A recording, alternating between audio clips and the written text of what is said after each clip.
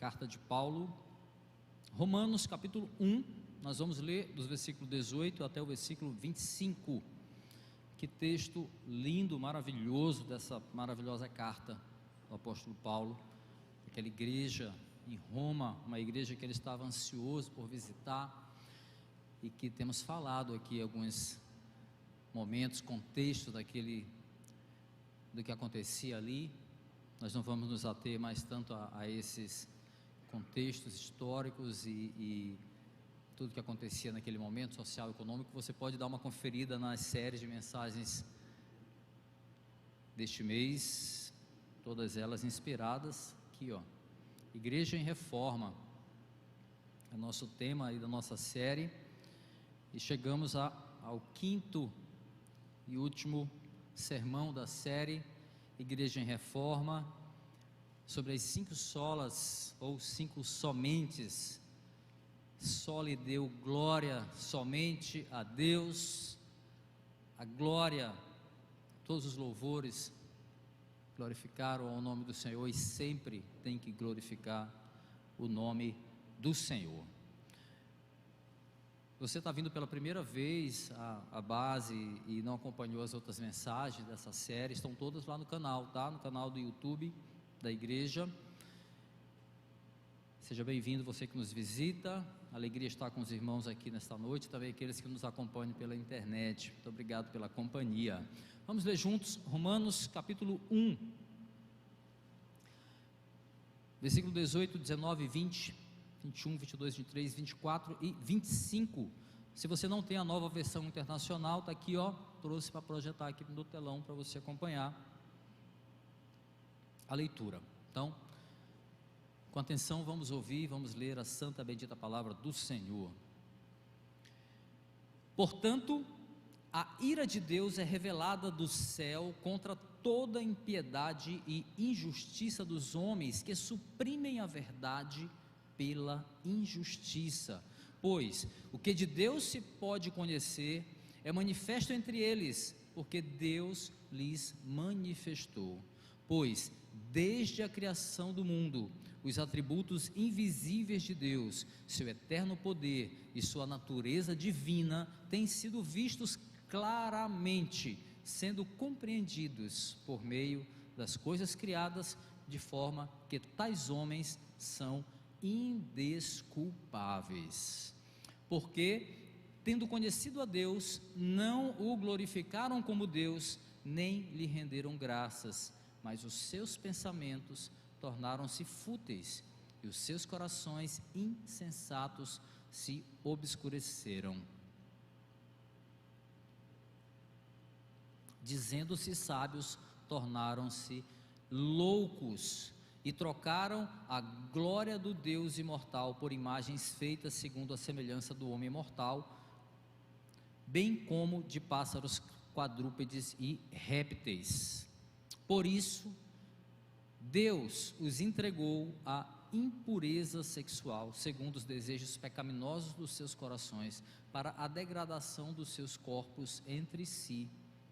Trocaram a verdade de Deus pela mentira, e adoraram e serviram a coisas e seres criados em lugar do Criador, que é bendito para sempre. Amém. Feche teus olhos, vamos orar. Senhor, louvamos teu santo nome, Deus de graça, de misericórdia, de grande poder. Te louvamos e te agradecemos, ó Deus, pelo privilégio de fazer a leitura da tua palavra, de ouvir a tua palavra. Senhor, eu te peço, em nome de Jesus, com coração grato por estarmos aqui, por todos aqueles que poderão ouvir aquilo que a tua palavra tem para nos dizer, tanto aqui presencialmente, quanto onde puder alcançar a tua mensagem por meios eletrônicos. Obrigado, meu Deus. Abra o nosso entendimento, que a tua palavra seja clara, explicativa, frutífera na nossa mente, na nossa vida. Eu te peço, Senhor, em nome de Jesus. Amém. Amém, meus irmãos. Existe uma frase que ela é atribuída ao filósofo francês Blaise Pascal. Eu costumo volta e meia usar essa frase, como exemplo do caráter humano no que diz respeito ao desejo e equívoco também de ser autossuficiente. Eu gosto de usar essa frase porque ela tem muito desse caráter humano equivocado e desejoso de achar que ele em si se basta. E a frase diz assim: Deus fez o homem à sua imagem e semelhança, e o homem retribuiu a gentileza. Olha, entre os 5 somentes que as 5 solas que sustentam a fé reformada, talvez o só lhe deu glória, ou somente a Deus a glória, seja o mais incômodo para o ser humano, sobretudo quando nós confrontamos o nosso inconformismo de sermos nada mais do que meras criaturas diante de um Criador soberano, único, digno e detentor de todo poder, e digno de toda honra, e digno de toda glória. Isso nos incomoda. É difícil aceitar que nós não temos o controle das coisas. É difícil aceitar que nós não temos o controle nada além do que aquilo que Deus nos permite ter, que planejou que nós tivéssemos. É incômodo pensar que o culto que nós frequentamos na nossa igreja não tem nada a ver com a gente, não é para nós. É chato reconhecer que os aplausos e o reconhecimento não podem ser para mim, mas somente para Ele, para Deus. A Bíblia ensina lá em Romanos capítulo 11, versículo 36, pois dele, por Ele e para Ele são todas as coisas, a Ele seja a glória para sempre. Amém. Não se trata de mim e de você, se trata somente. Isso incomoda, é chato. Mas sabendo disso e olhando para o que diz a palavra de Deus, a gente tem que entender que é falso. Eu não tenho nenhum problema em falar sobre isso de uma forma muito aberta. O apóstolo Paulo me explica a falar contra heresias e me exorta a isso, e é meu papel. É falso qualquer ensino que pregue que o homem é o centro de todas as coisas. É falso qualquer ensino que diga que a nossa prosperidade, a nossa satisfação é a razão do agir de Deus nessa terra, pois dele, por Ele e para Ele são todas as coisas. O nosso desejo de ser como Deus, a gente vai se identificar. O nosso desejo de ser como Deus, ou idealizar um Deus à nossa imagem e semelhança, o que nada mais é do que criar um Deus que atende às nossas conveniências, um Deus que atende às nossas verdades, que vai ao encontro das nossas concepções, das nossas conveniências. É um prato cheio, meus irmãos, para o diabo, para o mundo e para a nossa carne, que são inimigos espirituais e naturais da nossa vida cristã, de todo ser humano. Se a gente rememorar o diálogo de Satanás e Eva, lá no Éden, Gênesis capítulo 3, versículo de 1 a 5, nós vemos que a serpente, ou Satanás, se aproxima de Eva e pergunta, já com uma mentira: é verdade que vocês não podem comer nenhuma dessas frutas aqui do jardim? Aí Eva diz: não, nós podemos comer todas as frutas de todas as árvores, menos de uma, aquela que está ali no centro, porque se nós comemos dessa fruta, do fruto desta árvore, nós morreremos, assim nos disse o Senhor. E aí Satanás diz: não. Lá no versículo 5 de Gênesis 3, Satanás diz assim: Deus sabe que no dia em que vocês comerem, seus olhos serão abertos, e vocês serão como Deus, conhecedores do bem e do mal. A gente conhece o que aconteceu depois, né? Desse diálogo, sabemos bem as consequências do que aconteceu aí depois. No fim das contas, meus irmãos, o homem nós seres humanos, nós temos o mesmo ímpeto que levou o diabo à queda: querer ser como Deus, ter o controle, ou pelo menos conceber o nosso próprio Deus, ter esse direito. E Deus, claro, ciente dessa lastimável realidade, ou desse lastimável desejo que é enxertado no coração do homem, a partir do pecado original, Deus estabelece 2 mandamentos muito claros, claríssimos. Primeiro, não terás outros deuses, letra minúscula, além de mim. Segundo mandamento, não farás para ti nenhum ídolo, nenhuma imagem de qualquer coisa no céu, na terra, na água debaixo da terra, não te prostrará diante deles, nem lhe prestarás culto. Claríssimo, não tem nada tão límpido quanto as palavras do Senhor no primeiro e no segundo mandamento. E aí, meus queridos, nós chegamos bem aqui ao ponto da exortação de Paulo no texto que nós lemos ainda há pouco, lá Romanos capítulo 1, versículo 18 ao 25. E a gente vê que Paulo vai escrever logo após ele falar acerca da justiça de Deus enquanto elo de salvação, no versículo 17. Vamos lá lembrar desse versículo. A justificação é pela graça, mediante somente a fé em Jesus Cristo. Versículo 17. E agora o apóstolo vai fazer o que a partir desse versículo? Vai lançar a luz do Evangelho sobre a justiça condenatória de Deus, sim, a ira que recai sobre os idólatras, sobre aqueles que não glorificam ao único Deus digno de toda a glória.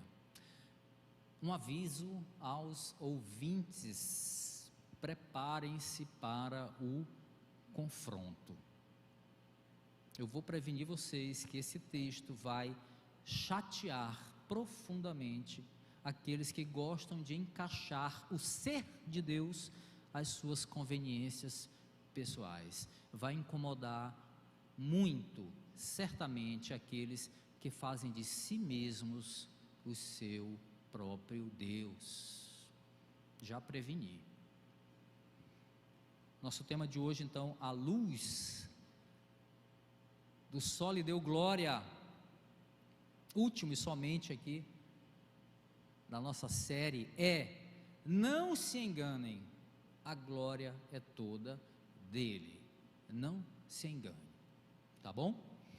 Vamos seguir. Olha, já falamos, Paulo acaba de mencionar aqui no versículo 17 o grande segredo, meus irmãos. Pastor Lúcio falou disso aqui domingo passado, Davi também falou tempos atrás. Paulo acabava de mencionar no versículo 17 o grande segredo que impactou a vida de Lutero, como se tivesse sido luz para os olhos dele, tirou as escamas dos seus olhos, tirou a venda dos seus olhos.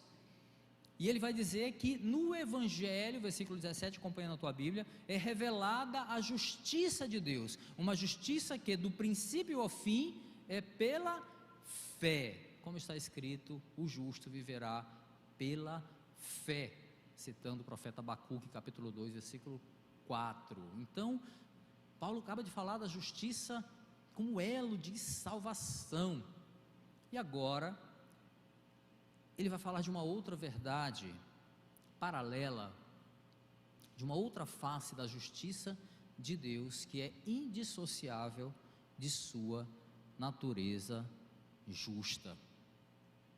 Para a gente começar a nossa jornada, primeiro, os ímpios, meus irmãos, receberão a justiça de Deus. Vamos ver que justiça é essa?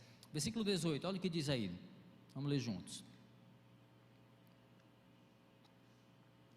Portanto, a ira de Deus é revelada do céu contra toda a impiedade e injustiça dos homens que suprimem a verdade pela injustiça. Primeiro ponto que a gente precisa entender na nossa caminhada aqui, é importante que a gente entenda que todos os homens são pecadores e assim estão sujeitos à ira divina.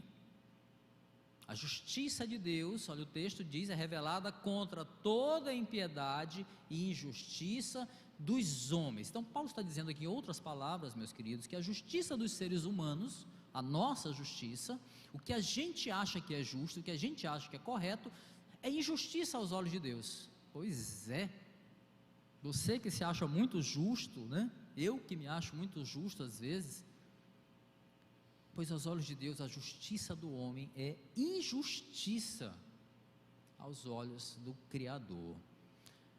Sabe por quê? Porque não há um justo sequer, nos ensina Romanos capítulo 3, versículo 10.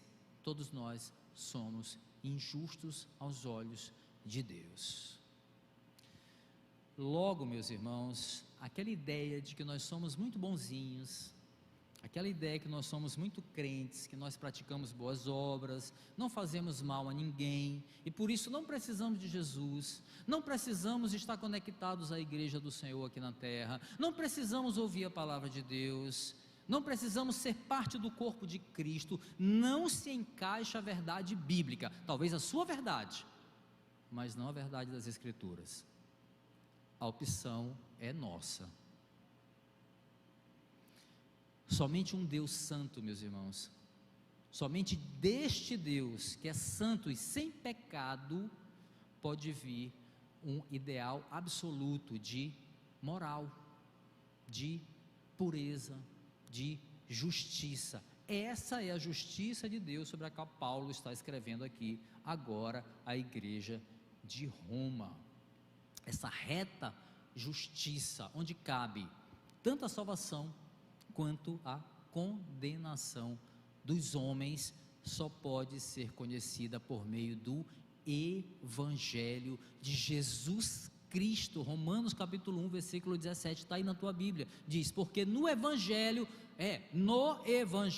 não no homem, não em mim, não em você, não em qualquer outra fonte, no Evangelho é revelada a justiça de Deus, uma justiça que desde o princípio ao fim é pela fé, como está escrito, o justo viverá pela fé.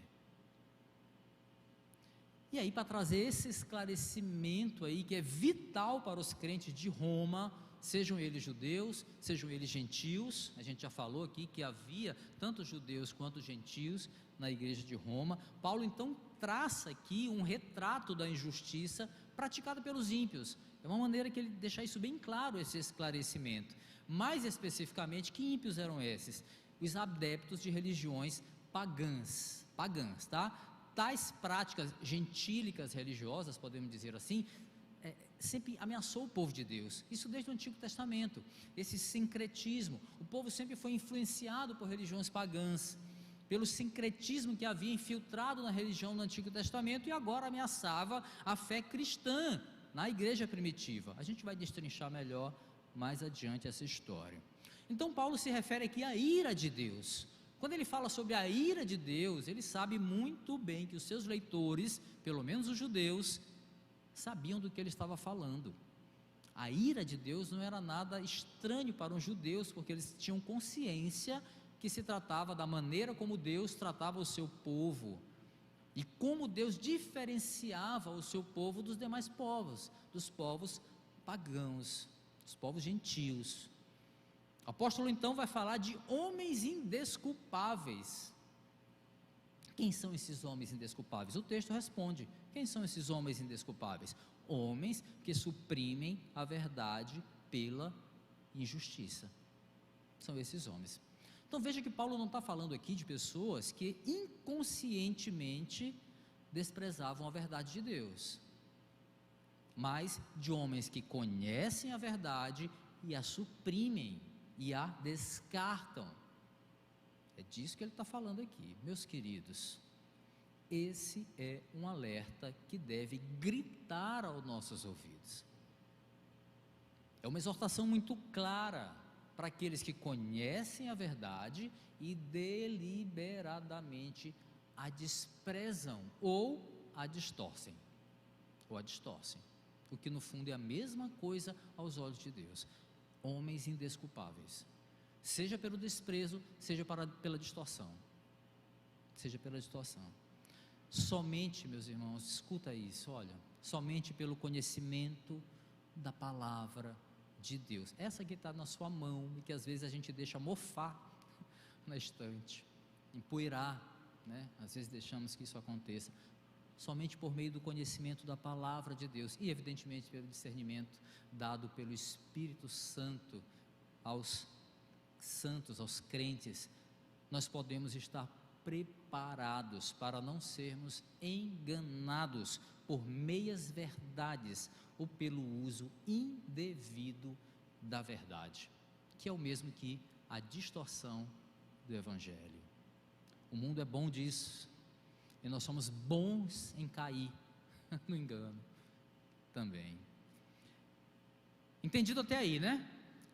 A seguir, Paulo então vai frisar que não existe ignorância entre os homens. Olha, não existe ignorância entre os ímpios especificamente em relação a Deus. Daí o fato de haver uma supressão consciente da verdade, como lemos agora no versículo 18. Aí alguém poderia perguntar: vem cá, mas como, pastor, como é que Deus pode punir alguém que não o conhece, que nunca ouviu falar dele? Como é que isso pode acontecer? Meus queridos, pasme, mas a suposta ignorância dos ímpios acerca de Deus não os inocenta perante a justiça divina. Por quê? Porque Deus se revela a todos. Olha o que diz o texto aí, versículo 19 ao 20, 19 e 20, diz assim: porque o que de Deus se pode conhecer é manifesto entre eles, porque Deus lhes manifestou. Pois desde a criação do mundo, os atributos invisíveis de Deus, seu eterno poder e sua natureza divina, têm sido vistos claramente, sendo compreendidos por meio das coisas criadas, de forma que tais homens são indesculpáveis. O texto é claro aqui, meus queridos, em dizer que Deus é manifesto ao homem desde a criação do mundo, e essa revelação é uma revelação universal, é dada a todos. O texto fala entre eles, é uma revelação perceptível, vistos claramente, diz o texto, e é compreensível. Não é algo que você vai ficar sem entender, mas sim, é compreendido por meio das coisas criadas. O Deus invisível que se revela por meio da sua criação, que é visível. Salmo 119, famoso, versículo 1 diz: os céus declaram a glória de Deus, o firmamento proclama a obra das suas mãos. Então a natureza, a criação revela a glória de Deus. Deus se revela, o Deus invisível se faz visível por meio das suas coisas criadas. E aí eu recorro a uma outra frase do Blaise Pascal. Ele é bom de frase, viu? Que cabe bem aqui a nossa reflexão. Eu até separei essa frase, ó. Diz assim: a natureza tem perfeições, e tem, né? Tem perfeições que para demonstrar que é a imagem de Deus, mas não para por aí. A natureza também tem imperfeições para provar que ela é só uma imagem, é só uma imagem de Deus. Meus irmãos, de uma forma ou de outra, seja por meio de palavras pregadas ou simplesmente pela consciência que o ser humano tem de que tudo que existe não pode ter surgido do nada, existe um Criador. O homem tem consciência da glória de Deus, quer ele queira, quer ele insista em negar isso, mas o ser humano tem consciência da glória de Deus, e essa glória é vista com clareza, desde o princípio do mundo, quer o homem aceite isso ou não aceite. Evidentemente que nós não temos condições de entender ou saber tudo sobre Deus apenas contemplando a criação, não dá. Não temos como compreender a imensidão da sua misericórdia, não temos como compreender o tamanho, a profundidade do seu amor, mas nós podemos deduzir que somente um ser infinito, somente um ser grandioso de infinito poder poderia ter criado todas as coisas. Aleluia. E aí o que o homem faz diante dessa verdade, meus irmãos? O que nós fazemos diante dessa verdade? Anulamos essa verdade no nosso coração. apagamos essa verdade, suprimimos a verdade pela injustiça, como nós lemos no versículo 19, de forma que tais homens são indesculpáveis, ressalta aí o versículo 20. Eis, meus irmãos, a ira de Deus se revelando sobre aqueles que desprezam a justiça do Senhor, trocando-a pela justiça dos homens. O alerta de Paulo aqui, meus queridos irmãos, precisa ser compreendido não como uma provisão futura de Deus sobre a impiedade. A justiça de Deus não está limitada ao porvir, sua ira. Eu botei aí essa frase? Botei. Não, essa não. A justiça de Deus não está limitada, meus irmãos, a algo futuro. Sua ira contra o pecado é revelado desde agora, o tempo é presente, seus efeitos são visíveis e são perceptíveis agora. Não pense que somente quando vier o julgamento os ímpios sofrerão os efeitos da ira de Deus. Pecadores não são condenados ou não serão condenados. Nós já nascemos condenados. Nós não seremos condenados, nós nascemos condenados, nascemos assim. Ou nós recebemos a graça de Deus por meio do Evangelho de Jesus Cristo, ou nós desprezaremos essa verdade, nós seguiremos dando as costas para Deus, encontrando aí, caminhando, centrando a nossa caminhada em nós mesmos, na nossa justiça que é proveniente do homem, e se é proveniente do homem, é maculada pelo pecado, ou seja, é uma falsa justiça. Nós nascemos condenados e só há uma saída: a graça de Deus por meio do Evangelho de Cristo. Sola gratia, solus Christus. Aleluia. Sim, meus irmãos. Agora sim, para a sua reflexão. A criação, tudo que é criado, a natureza, ela nos aponta a glória de Deus, mas não nos leva para ela. Somente a fé em Jesus Cristo, único e vivo caminho, pode nos levar para a glória de Deus. Romanos capítulo 3, versículo 23 diz: pois todos pecaram e estão destituídos da glória de Deus. Nós já nascemos condenados. Sola fide, somente a fé, mediante a graça de Deus, sola gratia, em Jesus Cristo, solus Christus. Único caminho pode nos levar à glória de Deus. Só lhe deu glória, somente a Deus a glória. Assim como os crentes, meus irmãos, gozarão plenamente da salvação no futuro, mas já podem desfrutar dela hoje, ainda que não plenamente, no presente, os que suprimem a verdade de Deus sofrerão o peso pleno da justiça de Deus no porvir, mas já sentem os seus efeitos hoje. O texto nos diz isso.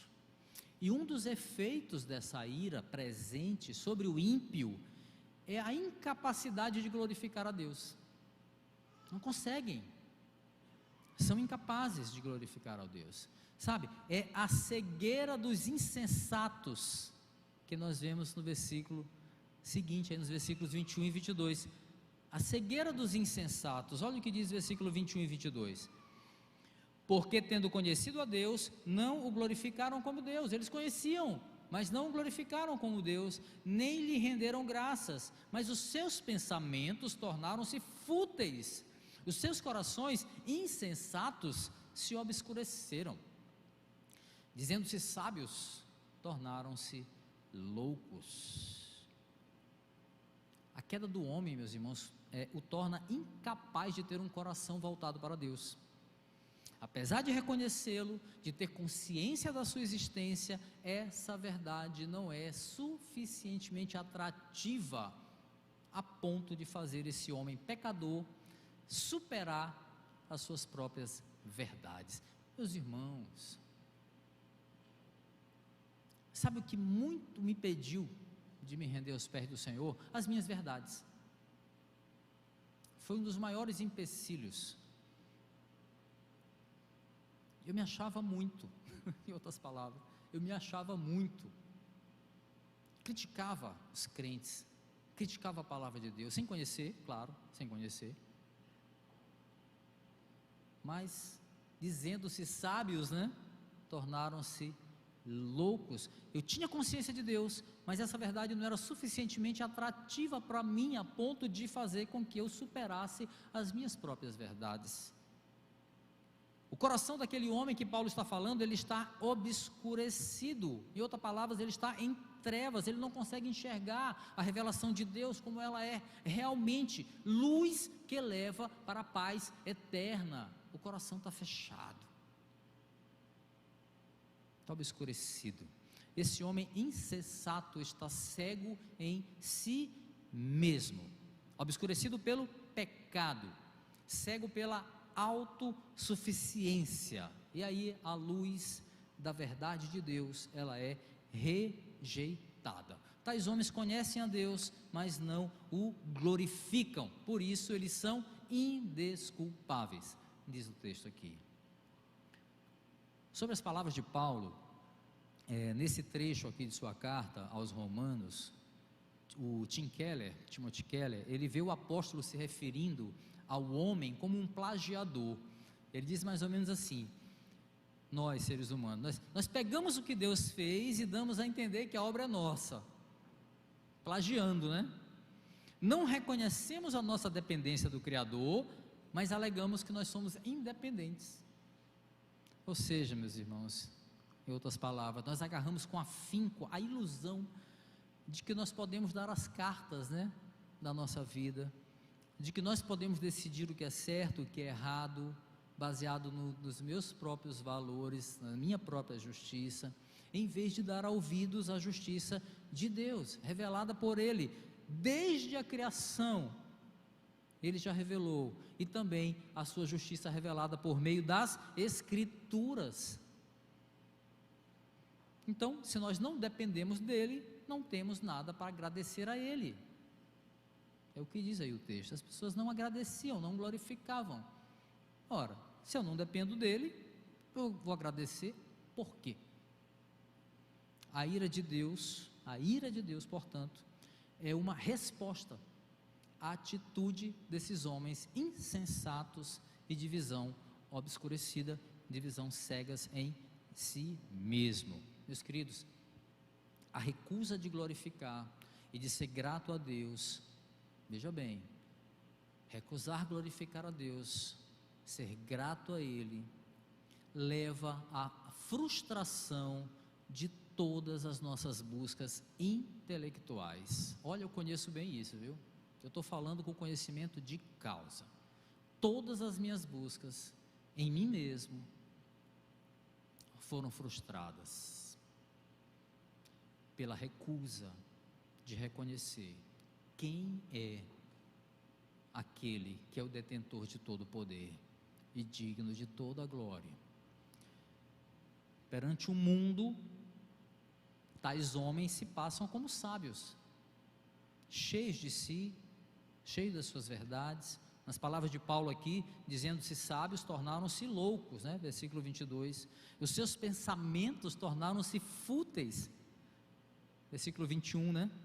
Tornaram-se nulos em seus pensamentos. Olha, outra versão fala assim: tornaram-se nulos em seus próprios pensamentos.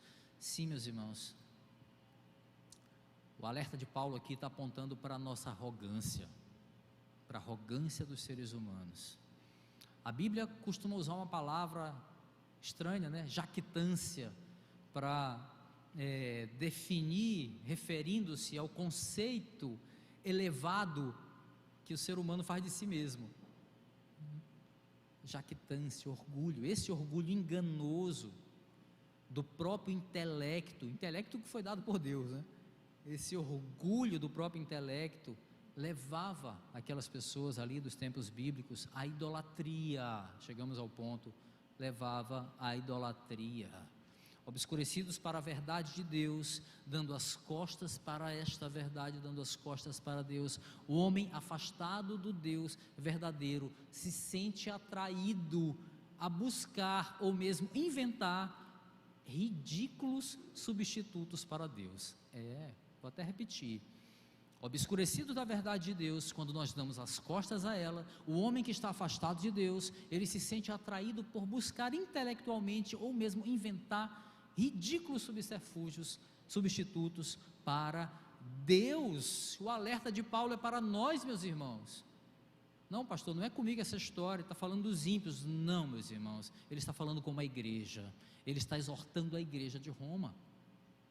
Esse alerta é para nós que muitas vezes nos deixamos levar pela arrogância de acharmos que não precisamos de Deus, de acharmos que não precisamos da sua palavra, de acharmos que não precisamos da igreja, de acharmos que não precisamos de outras pessoas para nos amparar nos momentos de dificuldade. É um alerta para nós, meus irmãos, quando nós pensamos cheios de nós mesmos: não, eu posso ajudar outra pessoa, mas eu não preciso da ajuda de ninguém. As outras pessoas cometem erro, mas eu não erro jamais. Somente os outros cometem erro. Eu posso ajudar, mas somos arrogantes em achar que não precisamos de ajuda, porque somos suficientemente inteligentes para resolver os nossos próprios problemas. Somos deuses de nós mesmos. É um alerta, meus irmãos. É em momentos assim, em momentos assim, em que nós, e aqueles que nós elegemos para estar conosco, né, nós elegemos aquele ciclo ali, são nesses momentos que nós encontramos a frase de Blaise Pascal: retribuímos a gentileza e criamos um Deus, a nossa imagem e a nossa semelhança. Retribuímos o favor de Deus que nos cria a sua imagem e semelhança. Melhor se parecesse comigo. Resolveria, rapaz, eu resolveria bem esse problema aqui. Deus devia se parecer comigo. Arrogância. É quando o homem esbarra de frente, meus irmãos, com os 2 primeiros e básicos mandamentos revelados na lei de Moisés. E aí eles se tornam indesculpáveis, porque a idolatria, meus irmãos, é indesculpável. Olha o que diz os versículos finais aí do nosso texto: e trocaram a glória de Deus imortal por imagens feitas segundo a semelhança do homem mortal, bem como de pássaros, quadrúpedes e répteis. Por isso Deus os entregou à impureza sexual, segundo os desejos pecaminosos dos seus corações, para a degradação dos seus corpos entre si. Trocaram a verdade de Deus pela mentira, e adoraram e serviram as coisas e seres criados em lugar do Criador, que é bendito para sempre. Amém. Paulo vai usar aqui, meus irmãos, uma realidade abominável do mundo pagão para realçar o quanto o idólatra é indesculpável diante de Deus, que tratou de deixar isso bem claro em seus mandamentos. Já falamos eles aqui no início, né? Então vê que Paulo vai usar uma realidade que é abominável do mundo pagão para realçar o quanto o idólatra é indesculpável diante de Deus. Religiões pagãs, meus irmãos, elas adoravam ídolos feitos à semelhança do homem. A gente cita, por exemplo, o panteão grego. Eram deuses à semelhança do homem. E também deuses à semelhança de animais, uma característica do Egito, né? Bem clássico isso do Egito: animais, homens misturados com animal, eram deuses. Então, é o homem criando os seus próprios deuses à luz do próprio intelecto, à luz da sua filosofia. Aí um ateu, talvez questionasse o seguinte: ele, mas o Deus da Bíblia não teria sido fruto também da imaginação humana? Pergunta óbvia, né? E aí, meus irmãos, eu poderia ater-me aqui a um tempo para refutar questionamentos como esse, mas não é esse o propósito desse sermão. Mas eu vou deixar aqui um argumento para os céticos, para que os céticos possam refletir um pouco. Olha só, o Deus das Escrituras, o Deus da Bíblia, é um Deus que nos confronta, é um Deus que cobra de nós mudança de vida, é um Deus que nos responsabiliza pelos nossos pecados, embora essa responsabilidade não interfira em nada em sua soberania. Aí, escola bíblica e a teologia, eu vou te explicar isso. Mas Ele nos responsabiliza pelo pecado. Logo, qual a vantagem há para um homem criar um Deus assim? Que nos corrige, que nos cobre, que nos cobra a mudança. Que vantagem haveria, por exemplo, meus irmãos, para os discípulos de Jesus, que morreram por sua fé? Paulo, o autor dessa carta aqui, meus irmãos, assim como outros apóstolos e outros discípulos, eles morreram de forma cruel. Qual é a lógica de morrer por um Messias inventado, que não morreu na cruz e não ressuscitou ao terceiro dia? Como explicar que essa palavra que está na sua mão tenha sobrevivido a tantas perseguições, ainda hoje é perseguida e vai ser mais perseguida no futuro, porque ela mesma diz isso? O que explica essa palavra ter sobrevivido e continuar viva hoje, salvando vidas em todo o mundo, todos os dias, talvez aqui hoje? Como se explica isso? Enfim, haveria muitos argumentos a serem dados aqui, mas nenhum deles seria razoável para aqueles que deram e para aqueles que darão as costas para Deus. Eles não podem, eles são incapazes de adorar a Deus.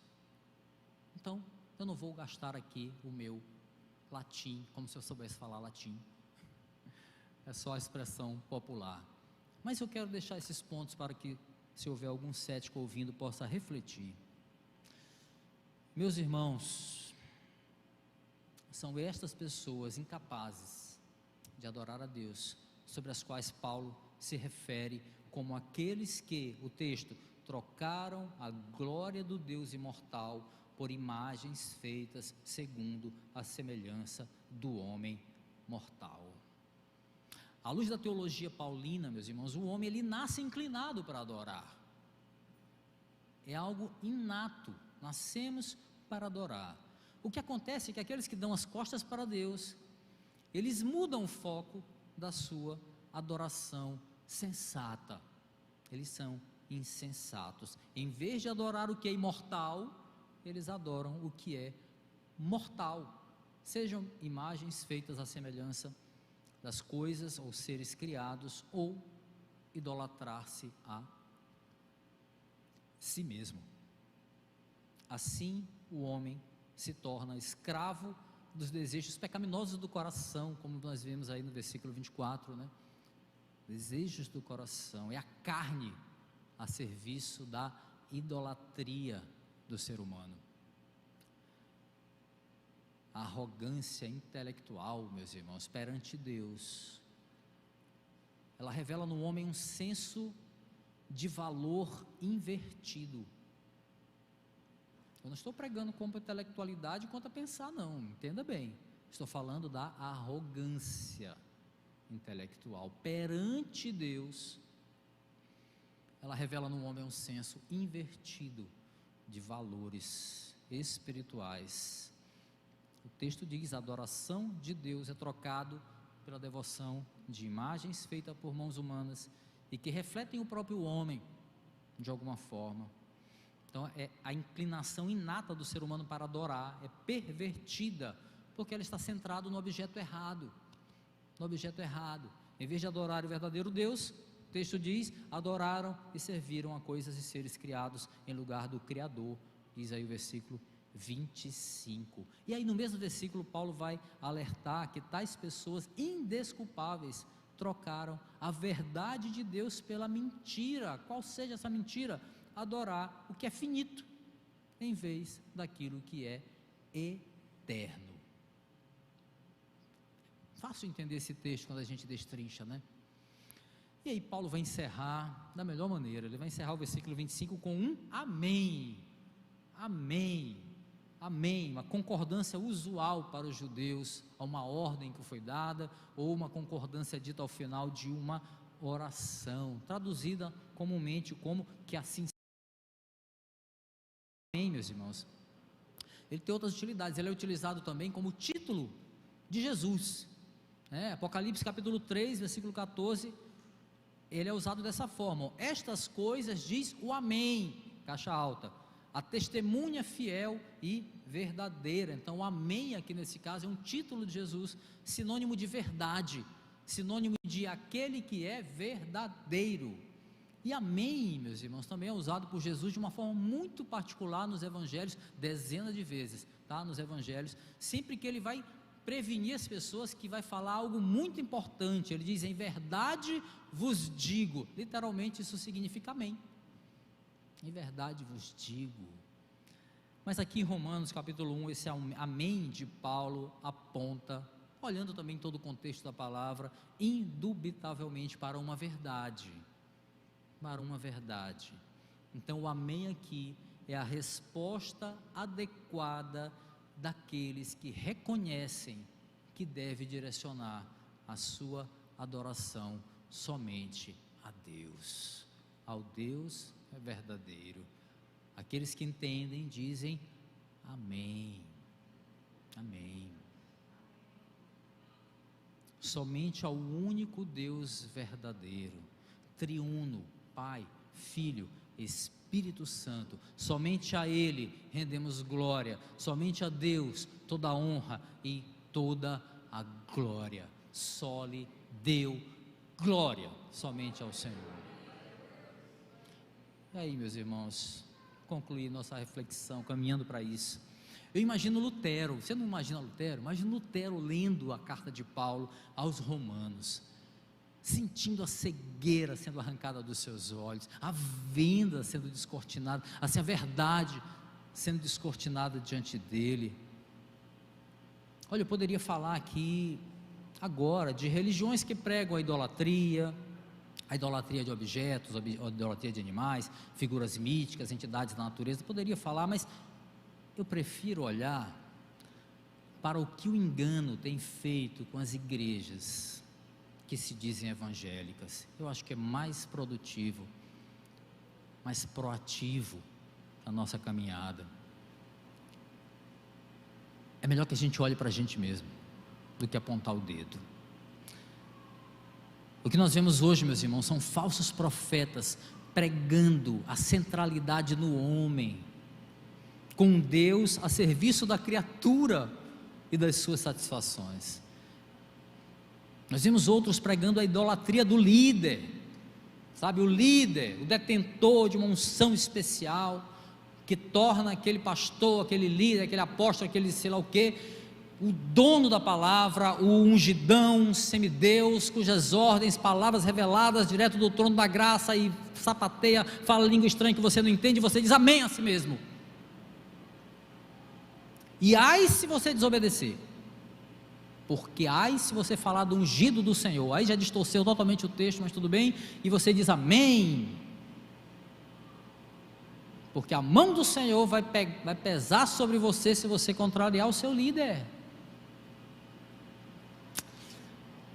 Outros, meus irmãos, transformam supostas revelações dadas ao homem como sendo um complemento da palavra. A palavra não basta, precisa ter um complemento, uma revelação especial de alguém especial que foi chamado especificamente para ter aquela revelação, e aí traz aquele adendo às escrituras, e que você tem que seguir à risca esse adendo, sob o risco de perder a salvação.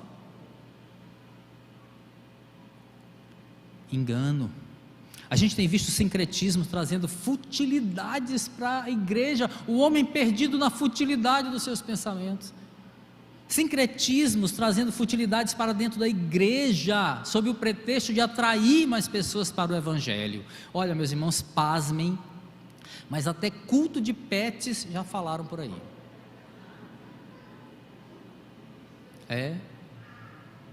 Culto à fantasia na época do Halloween. Hoje, dia 31 de outubro, é o dia da Reforma Protestante, 404 anos da Reforma.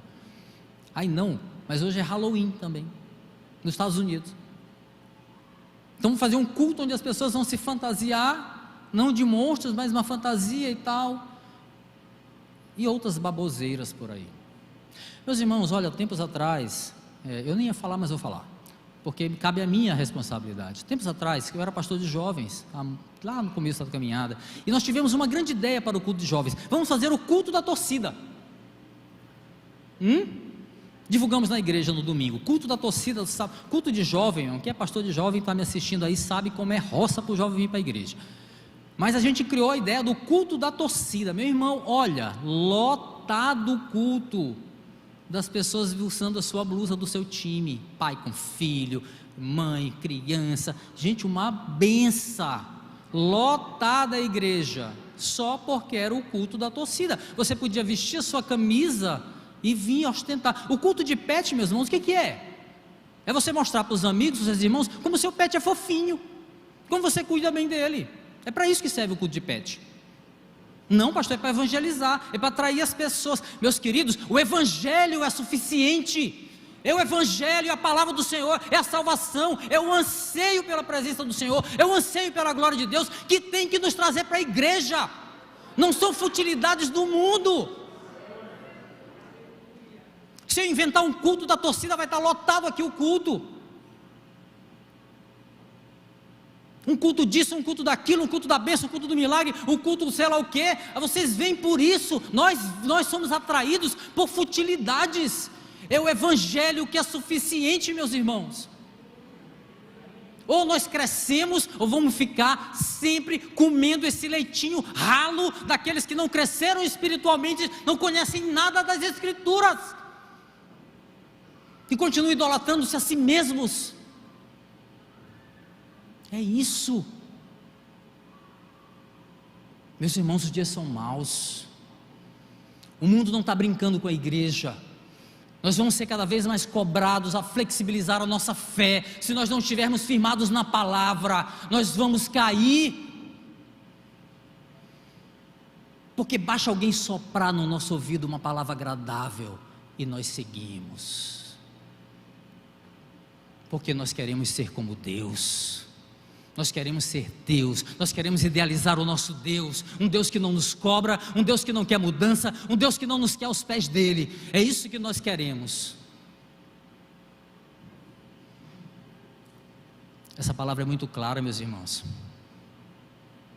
O evangelho deve ser suficiente nos cultos, e o culto tem que ser somente para Deus. Nos cultos, a palavra deve ser pregada, somente a palavra dele, e não a minha. Os louvores têm que adorar somente a ele, não se trata de mim, não se trata de você.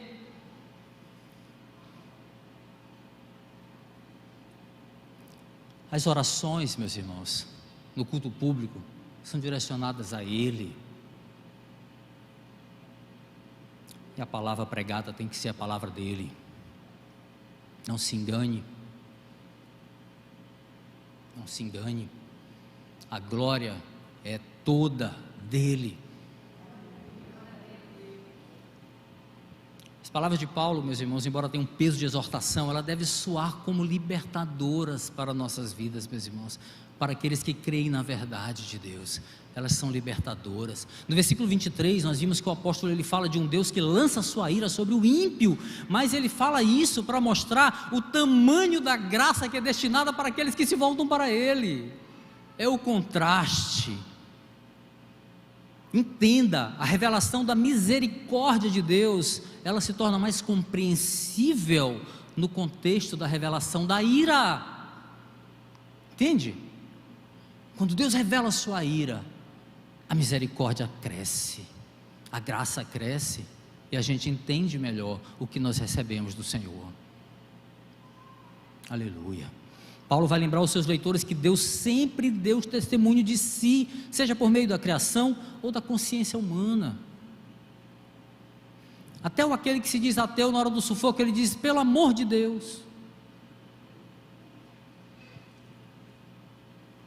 No fundo, todas as pessoas têm consciência da existência de Deus, mas alguns preferem dar as costas a Ele, mudando o objeto da sua adoração. Será que existem pessoas assim nas igrejas? Será que existem pessoas assim na igreja, que adora mais a criatura do que o Criador? É nesse ponto, meus irmãos, que as nossas atitudes vão responder bem melhor a esse questionamento do que as nossas palavras. Os dias são maus, meus irmãos. Essa falsa liberdade pregada aí pelo mundo, ela vai cada vez mais nos exigir posicionamento sobre a nossa fé. Um dia desse eu ouvi uma pessoa que perguntou para mim, já vou concluir, ficou espantada porque descobriu que eu era pastor, e disse assim, ficou surpreso porque ela falou assim, mais ou menos: a religião, eu sempre vi a religião como algo, como um instrumento de repressão da liberdade humana. Aí eu falei o seguinte para essa pessoa, que a religião, dependendo do aspecto como ela é aplicada, ela pode significar o contrário disso. Sim, longe da verdade do Evangelho, a religião pode aprisionar a alma, sim, humana, pode. Porém, se ela é baseada na verdade salvadora de Cristo, a religião é libertadora. Ele ficou surpreso e refletindo. Alguns podem dizer assim: ah, pastor, mas essa conversa não é suficientemente convencível, não é suficientemente convincente, corrigindo agora para mim, essa história não me convence não. Eu prefiro crer que as pessoas vão encontrar as respostas em si mesmos, dentro de si, dentro do autoconhecimento.